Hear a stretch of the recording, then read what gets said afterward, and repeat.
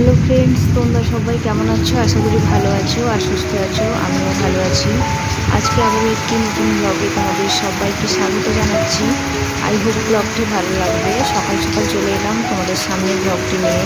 তো দেখো, খুব বৃষ্টি হচ্ছে, তো বৃষ্টি দিয়েই তোমাদের সাথে ব্লগটা শুরু করলাম। তো এত পরিমাণে বৃষ্টি হচ্ছে সকাল থেকে, তারপরে জানি না কতক্ষণ চলবে। তো বৃষ্টি হচ্ছে বলে ভালো লাগছে, কারণ বর্ষাকালে যদি বৃষ্টি না হয় কার ভালো লাগে বলো। তো মেঘ পুরো কালো করে রেখেছে। তো যাই হোক, এরপর কী কাজ বাজ করছি আমার সারাদিনের ব্লগটা তোমরা দেখো। আর আজকে না পুরো সারাদিনের ব্লগ ভিডিও করছি না, আজকে হচ্ছে দুপুর পর্যন্ত করছি, কারণ আজকে আমাদের এখানে একজন খেতে আসবে, তো একটু ঝামেলাই থাকবো। তো তারপরে এই যে দেখো, আমার হাজব্যান্ড তার জন্য বাজারে গেছিলো, চিকেন নিয়ে এসছে। তারপরে এই যে কিছু সবজি এনেছে, তো ঝিঙে, বেগুন, পেঁপে, কাঁকরোল আর আদা রসুন আর তার সাথে কাঁচা লঙ্কা এইসব আছে। আর বিশ্বাস করো, এই বাজারগুলোর বলছে তোমার কত দাম হতে পারে বলো। তো আমি বললাম ওই 250-300 বলছে, মাংস সমেত সব কিছু। আর ফল ছিল বলতে আম ছিল, খেজুরের প্যাকেট ছিল একটা, সব মিলিয়ে বলছে 600 টাকা মতো হয়েছে। তো যাই হোক, তারই একটা হিসাব করছিলাম। তারপরে এই যে রান্নার কাজে এলাম, আর ভাবলাম কি রান্না করা যায়। তো ও বলতে ভুলে গেছি, আবার বেগুন ছিল কিন্তু। তো বেগুন একটা কেটে ভাবলাম বেগুনটা ভেজে নিই। তো যেহেতু মাংস হবে, তো সেরকম কিছু আর করিনি, বেগুন ভাজা। আর আরেকটা রেসিপি তোমাদের সাথে দেখাইনি, সেটা হচ্ছে ঝিঙেটাকে পুড়িয়েছিলাম, ঝিঙে ভর্তা করেছিলাম। তো ওই বেগুন ভাজা, ঝিঙের ভর্তা আর চিকেন ছিল, তার সাথে একটু দই নিয়ে এসেছিলো আর আম ছিল। এই ছিল আমাদের আজকে খাওয়া দাওয়া।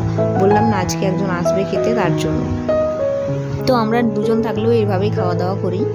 তো নিজেদের জন্য খাওয়া দাওয়াটা খুব জরুরি। তো এই যে বেগুনটা গোল গোল করে কেটে নুন হলুদ দিয়ে দিয়েছিলাম। তারপরে এই যে খুব সুন্দর করে লাল লাল করে ভেজে নিয়েছি। এরপর এটা তুলে নেব। আর বেগুনটার স্বাদ কিন্তু খুব সুন্দর হয়েছিল, সেটা তোমাদেরকে বলে বোঝাতে পারবো না। আমি প্রথম ভেবেছিলাম লবণটা হয়তো বেশি হয়ে যাবে, কিন্তু পরে দেখলাম না, খেতে কিন্তু বেশ টেস্ট ছিল। তো বেগুনটা ভেজে নিয়েছিলাম। তারপরে এই যে মাংসটা রান্না করে নেব। তো মাংসের জন্য আমি সব মশলা কিন্তু করে নিয়েছি, বসে কেটে সব কিছু মিক্সিতে সব বেটে সব রেডি করে নিয়ে তারপরে এই যে রান্না একবারে শুরু করেছি।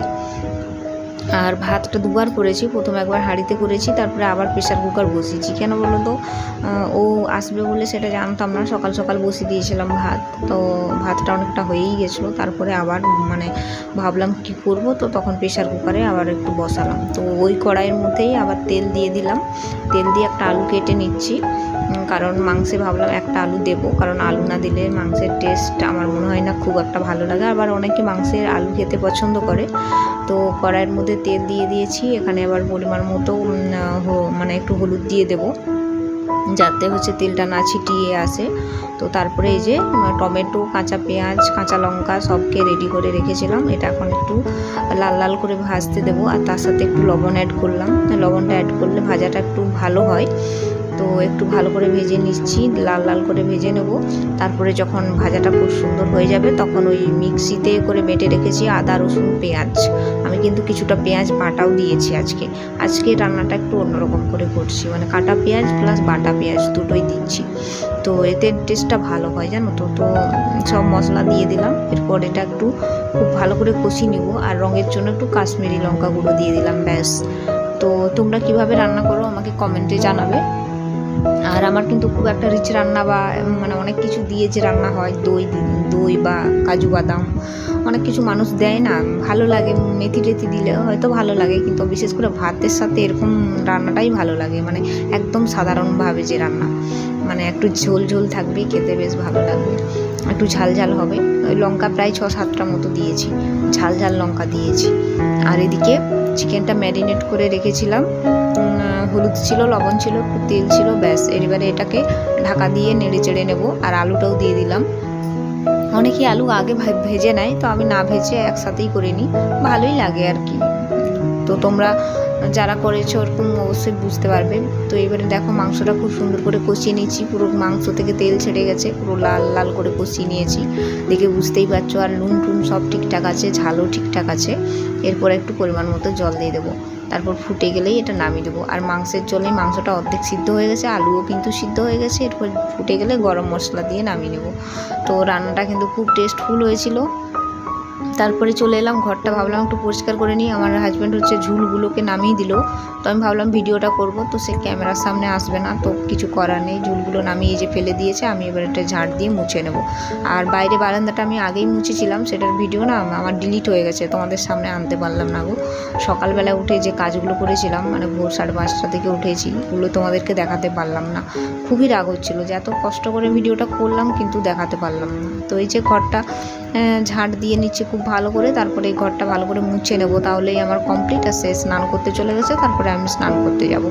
তো এরপরে হচ্ছে ঘরটা মুছে নেব। আর ব্লগ ভিডিও আজকে দুপুর পর্যন্তই আমি রাখলাম, খুব বড় ভিডিওটা রাখিনি, বেশি রাখতেও পারিনি, কারণ বাড়িতে অতিথি এলে তাকে একটু আপ্যায়ন করতে হয়, তার সাথে 2-4টা কথা বলতে হয়, এই জন্য ক্যামেরা অন করা হয়নি।